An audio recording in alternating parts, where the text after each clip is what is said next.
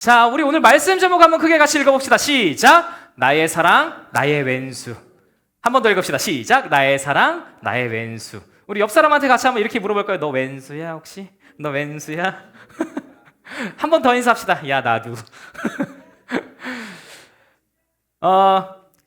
최근에 우리가 이제 보는 그 TV 프로그램 중에 금쪽 같은 내 새끼라는 프로그램이 있습니다. 그 프로그램을 보면 정말로 다양한 금쪽이들이 이제 등장을 하는데, 이게 이제 TV에만 방영이 되는 게 아니라 유튜브에도 이제 이렇게 짤로 혹은 쇼츠로 혹은 뭐 이렇게 컷이 돼갖고 이제 올라온단 말이죠.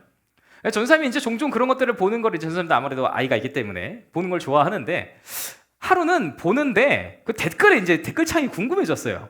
그래서 댓글창을 이렇게 쓱 열어봤습니다. 이야, 대한민국에 공의가 이렇게 살아있구나. 그냥 세상에 의로운 사람이 그 댓글창에 전부 모여있어요. 보통 댓글들 내용을 보면은 나한테 딱 3일만 보내줘라, 내가 교정해주겠다, 이런 이야기라든지, 아니면 요즘 애들은 매를 안 맞아서 그렇다든지, 이런 이야기들이 진짜 우후죽순 달립니다. 금쪽이 저 엄마 말 안 듣는 거 이거는 진짜 집에서 딱 5대만 조업하면 됩니다, 이런 류의 댓글들이 그곳을 가득 메우고 있습니다. 그래서 그것 때문에 그런지 최근에는 댓글창을 막아놨더라고요. 그래갖고 이런 것들을 보면은 남한테 어떤 문제가 생겼다, 남의 자식한테 어떤 문제가 있거나 뭐 프로블럼이 생겼다, 그거를 해결하는 방법을 3자 입장에서 보면 굉장히 간단해 보이죠. 아니 저거 왜 저렇게 하지? 아니 저렇게 엄마한테 대드는 거 저거를 초장에 다 살 때부터 잡았어야지, 이런 식으로 미리미리 초장에 잡아놨어야지, 혹은 저렇게 대들 때 아빠가 아빠 역할을 해줘야지, 이런 식으로 별의별 훈계가 전부 다 이제 꽉 차 있단 말이죠. 3자에서 입장에서 봤을 때는 그게 가능한데요, 저도 이제 아이를 키우는 입장에서 제가 보니까 안 되더라고. 내 새끼는 다릅니다. 내 새끼는 달라요. 왜 다르냐? 왜냐면은 3자 입장에서는 상황과 정황만 보고 그것을 판단하고 강력하게 제재를 할 수 있을 것 같은데, 내 새끼가 되잖아요. 그러면 얘에 대한, 이 아이에 대한 책임 그리고 사랑이라는 요 두 가지 때문에 부모들이 마음껏 체벌을 막 강력하게 엄청 한다던가, 아니면 우리가 생각해 왔던 대로 막 훈육을 한다던가, 이런 것들이 사실상 조금 어려워지죠. 이렇게 되는 이유는 뭐냐라고 하면 아무래도 그들이 부모이기 때문일 것입니다. 때문에 한국 격언 중에 자식 농사는 하늘이 짓는다라는 말이 있죠. 아무리 자수성가한 사업가라도, 혹은 회장에서 잘 나가는 부장님이라고 하더라도, 심지어 학교 선생님들도 자식 농사를 실패하는 경우가 종종 있지요. 저라고 예외는 아니겠죠. 저도 잘해야 할 책임이 있습니다. 이런 것처럼 뭔가 이렇게 자식들을 기른다, 이 자식이 뭔가 올바르게 성장한다 라는 이 관점에서 본다면은 사실상 이게 우리의 핸들링대로 마음대로 되는 것 같지는 않습니다. 오늘 나온 우리가 읽었던 본문은요, 성경에 나오는 금쪽이 중에 단언코 최고의 금쪽입니다. 최고의 금쪽이. 성경에 나오는 그 수많은 자녀들이 나오지만 예수님께서 말씀하신 이 예화 안에 들어있는 이 둘째 아들이 하는 짓을 보면은 정말로 가관이에요. 우리가 이걸 한번 같이 보겠습니다. 자, 오늘 말씀 본문은요, 어떤 장면이냐면은 세리와 죄인들을 예수님께서 공생애 하시는 동안 막 용서를 하신단 말이죠.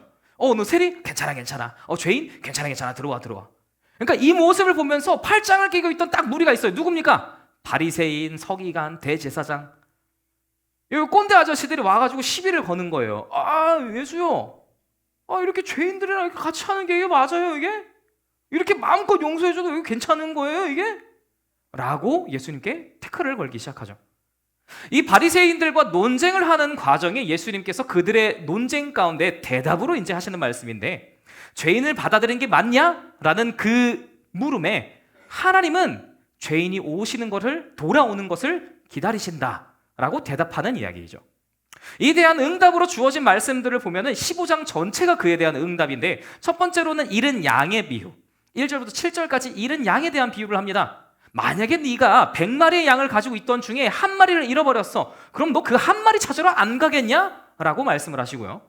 두 번째로는 8절에서 10절까지 그 드라크마 잃은 여인을 합니다. 너 만약에 그 동전 드라크마를 잃은 여인이 그 잃어버린 것 때문에 그것을 찾기 위해 고군분투하지 않겠느냐? 세 번째로는 오늘 우리가 읽었던 바로 이 탕자 이야기가 등장을 하지요. 탕자 이야기 본문의 내용이 뭡니까?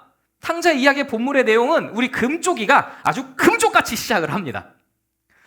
15장 12절에 금쪽이가 딱 등장을 해서 시작하자마자 아버지한테 바로 패륜을 갈겨버려요. 뭐라고 합니까? 아버지 돌아가실 거니까 그 유산 미리 좀 땡겨주세요. 우리 아버지 이제 돌아가실 날이 얼마 안 남았었잖아, 그치? 그러니까 나 유산을 좀 땡겨줘. 내가 미리 좀 쓸게. 아버지 돌아가실 날까지 내가 기다릴 여유가 없어요. 나 시간이 바쁜 사람이라고. 이러면서 아버지를 찾아와가지고 그 유산을 땡겨갖고 바로 먼 나라로 런을 칩니다. 자, 그 나라에 가고 그럼 이 둘째가 그럼 잘 먹고 잘 살았냐? 우리가 알고 있다시피 보통 로또 된 사람들은 그 큰 금액을 감당하지 못해갖고 흥청망청 쓰다가 망하기 마련인데 얘도 딱 그랬어요. 요 둘째 아들도 먼 나라로 가서 그 아버지께 받아온 유산을 가지고 흥청망청 쓰기 시작을 합니다. 만약에 여러분한테 누군가가 그러니까 한 달에 내가 5억씩 줄 테니까 이 돈을 무조건 그 달에 다 써야 돼. 이거 안 쓰면은 너 만약에 생명을 잃게 된다라고 말을 한다면 우리 그 5억을 다 쓸 수 있을 것 같지? 정인아, 절대 못 씁니다. 첫 달에야 뭐 자동차도 사고 뭐 집도 사고 못했던 효도도 하고 플렉스도 하고 그러겠지만 한 달, 두 달, 세 달 지나갔잖아요. 여러분 돈 쓰는 거 일입니다. 돈 쓰는 거 쉽지가 않아요. 감당이 안 되는 돈을 쓴다? 이건 조절도 어렵고요. 이것을 다 쓰는 것도 쉬운 일이 아니죠. 요 둘째 아들은 그런데 그 일이 그렇게 쉬웠나 봅니다. 가가지고 돈을 막 쓰기 시작해요. 먼 나라라고 기록되어 있는 거 보니까 유대 민족을 아예 바깥으로 나가가지고 그곳에서 접해보지 못했던 문화, 접해보지 못했던 그런 경험들, 처음 만나는 사람들, 처음 먹어보는 술, 처음 먹어보는 음식, 처음 만나는 여자, 많은 처음 것들을 경험을 하면서 둘째 아들은 그곳에서 가지고 있는 돈을 전부 다 탕진을 하게 됩니다. 자, 이 전체를 탕진한 둘째 아들이 그곳에서 빌어먹고라도 살면 다행인데 예수님께서 뭐라고 말씀하시냐면은 그 돈을 탕진하고 난 뒤에 하필 그 지역에 기근이 덮쳤다라고 설상가상을 넣으시죠. 설상가상 그 지역에 기근이 덮치고 나니까 둘째 아들은 더 이상 이제 갈 데가 없는 거예요. 알바를 하자니 알바도 안 돼요. 그 지역에서 그럼 국어를 하자니 국어를 해서 돈을 줄 수 있는 사람이 없어요. 그래서 그 지역에서 이 둘째 아들이 선택한 게 뭐야? 그러면 저 돼지 목장에서 돼지라도 치겠습니다. 그거 뭐 하려고? 이 돼지 사료 먹으려고. 성경에 기록되기를 둘째 아들이 저 돼지 칠게요. 저 이 이방 나라에서 돼지 치는 일 하겠습니다. 라고 이 목적을 기록을 하고 있는데 이 돼지들 먹는 밥이라도 조금 훔쳐 먹으려고. 근데 아쉽게도 기근이라고 했죠. 주인이 그 일을 거절합니다. 안 돼. 우리 돼지 키워야 돼. 너 그거 먹으면 안 돼. 너 그 의도로 들어오는 거 하면 안 돼. 둘째 아들이 곰곰이 생각합니다. 와, 내 인생 완전히 망했구나.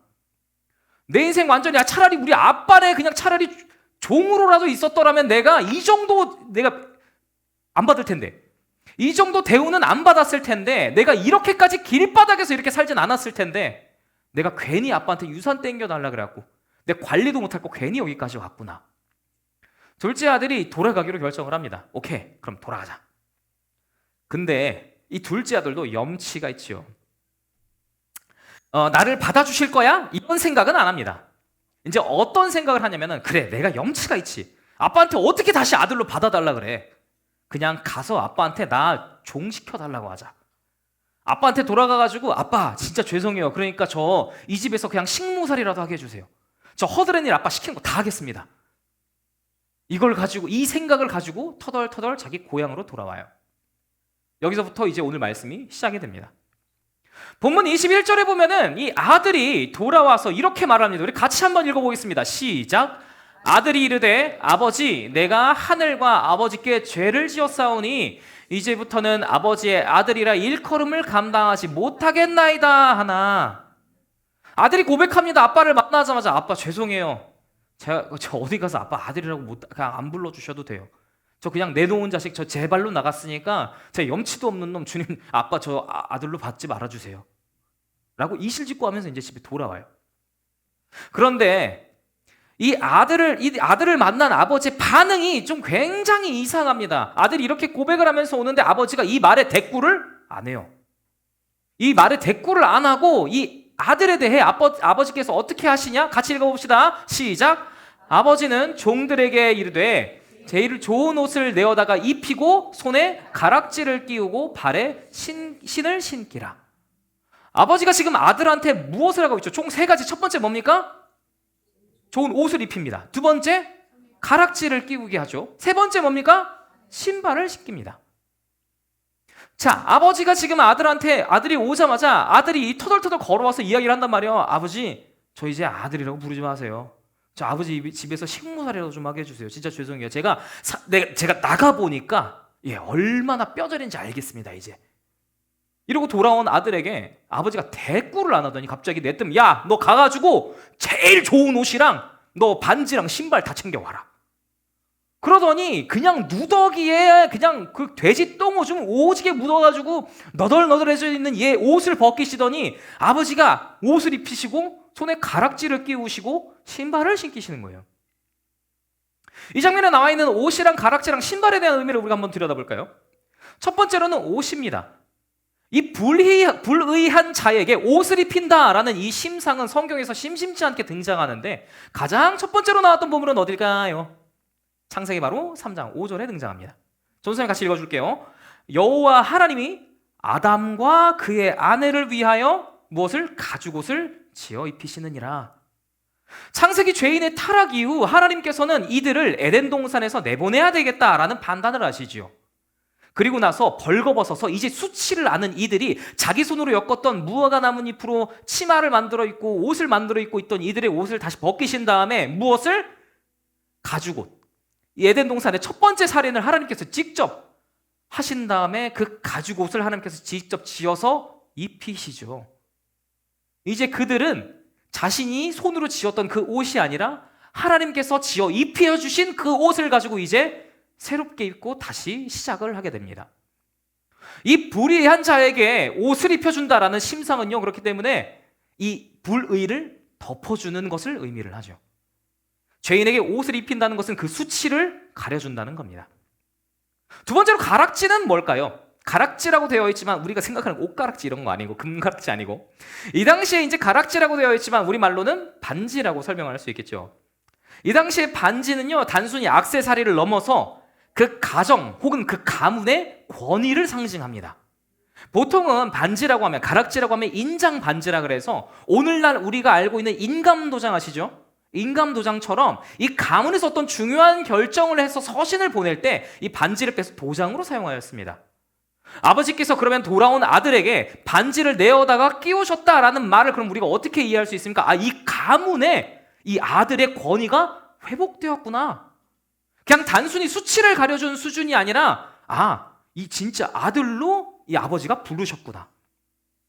자, 세 번째는 신발입니다.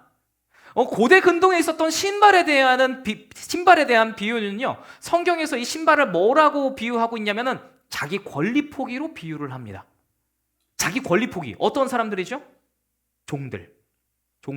그래서 종들은 보통 신발을 안 신습니다.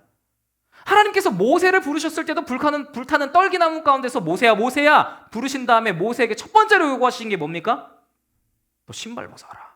너 권리 포기해라. 신발이 가지는 심상은요, 신발을 벗는다? 이거 종이구나. 저 맨발로 돌아다니네? 저 종이구나. 그런데 아버지 저 종 시켜주세요 라고 온 이 둘째 아들에게 무엇을 내어 갖고 오는 겁니까? 신발을 내어 갖고 오는 겁니다. 넌 종 아니야, 너 아들이야. 이걸 말씀하고 계시죠. 이후 24절은요, 아버지의 결정적인 선언이 시작이 됩니다. 같이 읽어봅시다. 시작. 이 내 아들은 죽었다가 다시 살아났으며 내가 잃었다가 다시 얻었노라 하니 그들이 즐거워하더라. 아멘. 자, 우리가 객관적으로 봅시다. 아빠가 지금 뭐라고 고백합니까? 아들을 죽었다가 살아났다 라고 고백을 합니다. 아들이 죽었나요? 안 죽었죠. 객관적으로 아들이 죽었어요? 안 죽었어요.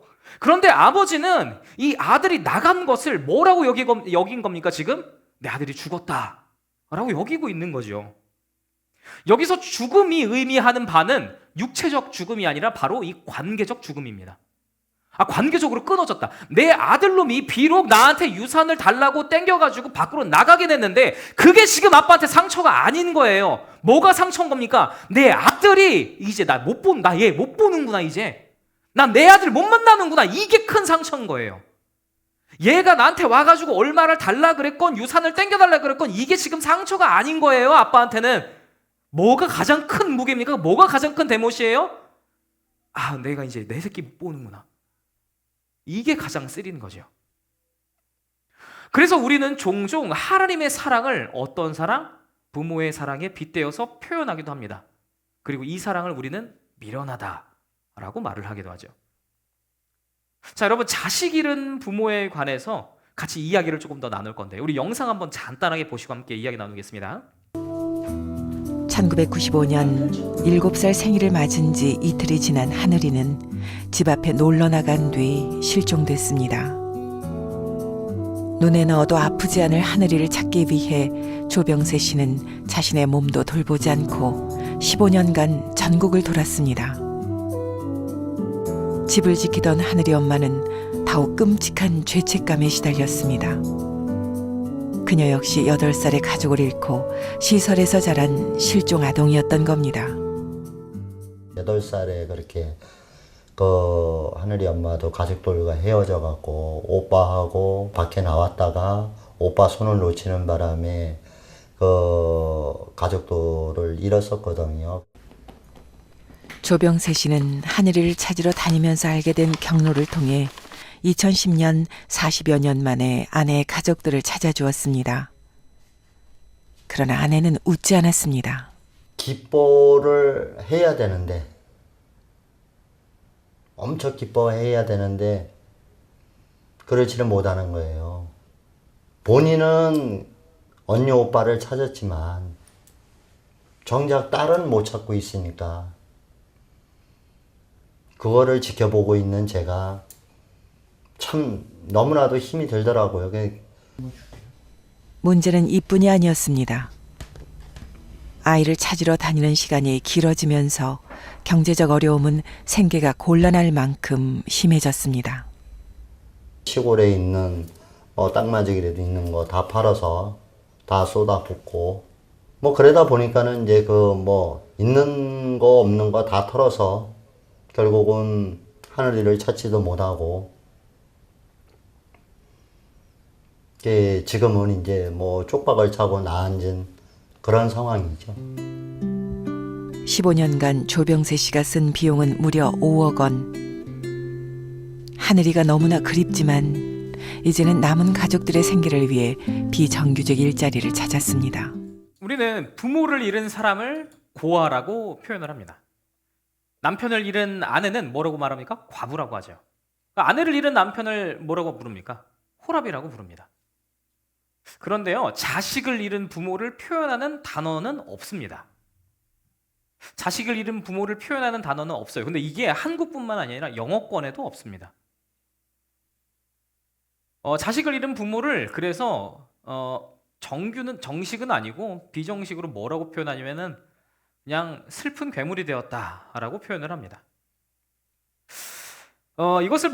이 마음은 단어로 정의할 수 없을 만큼 굉장히 깊고 슬픈 마음 가운데 이제 방치가 되는데요. 우리가 앞서 봤던 잃은 양 혹은 요 탕자의 비유를 보면 우리는 객관적으로 이런 생각을 할 수 있겠죠. 금쪽 같은 내 새끼 보는 것처럼 그런 답답함으로 아니 그냥 99마리에 집중하면 되잖아. 99마리에 집중하면 되잖아. 왜 잃은 양 한 마리를 왜 찾으러 가야 되는 거야? 99마리를 지금 관리를 해야 되잖아. 근데 이게요, 여러분, 양의 목자 비유가 아니라 이게 부모라면 우리가 이제 이해가 가능해집니다. 만약에 저에게 자식이 3명이 있다고 해서 그중 1명을 잃어버렸습니다. 그럼 누군가 저한테 와서 이렇게 말할 수 있을까요? 아유, 이일이 아빠, 그래도 이일이랑 이한이 남았잖아. 막내는 이죠. 말이 안 되지요. 말이 안 됩니다. 왜 평생을 전국을 돌아다니면서 자기가 있는 돈을 다 쓰나요? 자기가 가지고 있는 지위, 직업 전부 다 포기하고 왜 돌아다니나요? 포기가 안 돼서 그렇습니다. 자식을 하나라도 잃는 순간 그 부모의 모든 인생은 전부 다 스탠바이, 전부 다 스탑됩니다. 이것처럼 부모를 잃은 이 심정을 우리는 성경을 통해서 조금 더 바라보려고 합니다. 자, 유년 시절 아동부를 거쳐서 청소년기에 여러분이 이제 들어왔죠. 이 과정에서 우리는 이제 자아가 확립이 되고 가치관이 형성되기 시작을 합니다. 그러다가 때때로 이제 몇몇 친구들은 이런 이야기를 해요. 아, 전사님, 그래도 제가 이렇게 좀 해놓겠습니다. 아, 엄마, 제가 이번에 오늘 설거지를 좀 해놓겠습니다. 아, 아빠, 제가 아빠 오시면 피곤하실까봐 이런 것들을 좀 배려해놨습니다. 조금씩 하는 행동들을 보면 좀 철이 들었나 싶거든요. 그런데 우리가 이제 그 껍질을 딱 까보면 얘네가 철이 든 게 아니에요. 철은 언제 드냐? 지가 자식 새끼를 낳으면 이제 듭니다. 결혼을 하고 아이를 낳아서 기르다 보면은 이런 생각을 하게 되죠. 와, 우리 엄마가 나보다 어렸을 때 나를 낳아서 길렀다고? 우리 엄마가 나를 낳는 과정이 이랬다고? 야, 아빠가 지는 책임감이 이 정도라고? 이야, 5살짜리를 데리고 장 본다는 건 쉬운 일이 아니구나. 이런 것들을 우리가 직접 경험하게 되죠.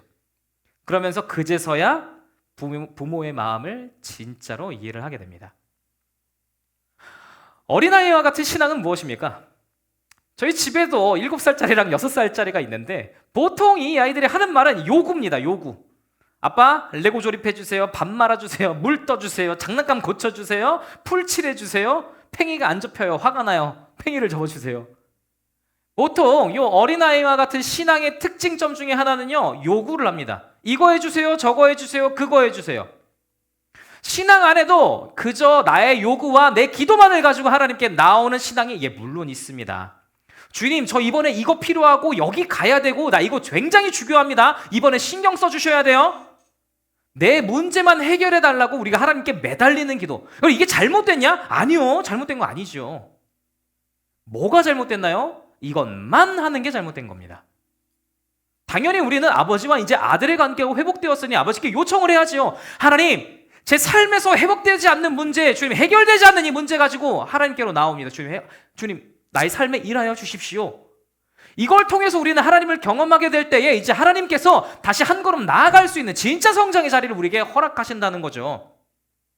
우리가 다 큰 성인이 여전히 5살짜리처럼 행동을 한다. 그럼 우리 그 사람한테 뭐라고 합니까? 아이고, 어디가 아프구나 라고 이야기를 하죠.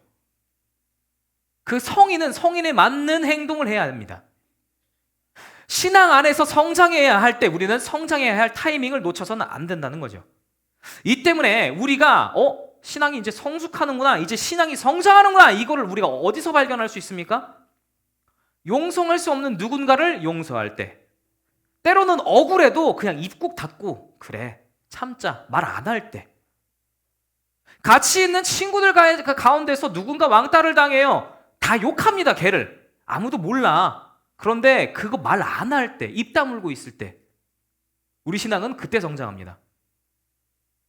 더 나아가 심지어 어떤 문제와 고민을 안고 살아가고 있는 친구들을 향해서 너 진짜 진리에 대해서 한번 들어볼래? 너 이번에 복음에 대해서 한번 들어볼래? 진짜 그들에게 생명을 전달해 줄 수 있나요? 네, 우리 그 자리에서 성장합니다. 여러분, 교회에 오래 앉아있다 그랬고 신앙이 성장합니까? 아니요. 나 유치부부터 이 교회에 엄청 오래 있었어. 아동부도 있었고 나 청소년부도 있었고 나중에 청년부까지 있을 거야. 예, 여러분 확실하게 말씀드릴게요. 네, 구원 장담 안 해줍니다. 그러니까 여러분, 하나님과의 이 아들과 아버지의 관계를 회복하십시오. 무엇을 통해서요? 십자가를 통해서. 그냥 교회 몇 년 더 다닌다고 해서 되는 게 아니라 이 하나님의 마음을 알게 될 때까지 침노하십시오. 우리는 이 신앙이 언제 성숙한다고요? 아버지의 마음을 알게 될 때, 부모의 마음을 알게 될 때, 아, 하나님이 나 이렇게 찾으셨구나. 저 길가에서 전단지를 나눠주는 저 마음으로 하나님께서 나를 찾으셨구나. 잃어버린 탕자와 같은 내가 하나님 앞에서 잘한 것도 없고 도망다니기만 했던 내 인생 하나님께서 조건 없이 받아주셨구나. 나에게 이 사랑을 왜 부어주시는 거지? 우리 이해 안 되는 이 원리 가운데 섭시다. 그래서 오늘 우리가 하나님, 나 당신의 아버지의 마음을 배우기를 원합니다. 하나님, 당신의 본심을 알기를 원합니다. 나를 찾으셨던 당신의 전심을 주님 더 알게 하여 주십시오. 그것을 통하여 하나님, 당신께서 아직도 찾고 계시는 저 영혼, 주님 저를 사용하십시오. 아버지, 이제 제가 그 마음 압니다. 우리 이 고백으로 나아갑시다. 할렐루야.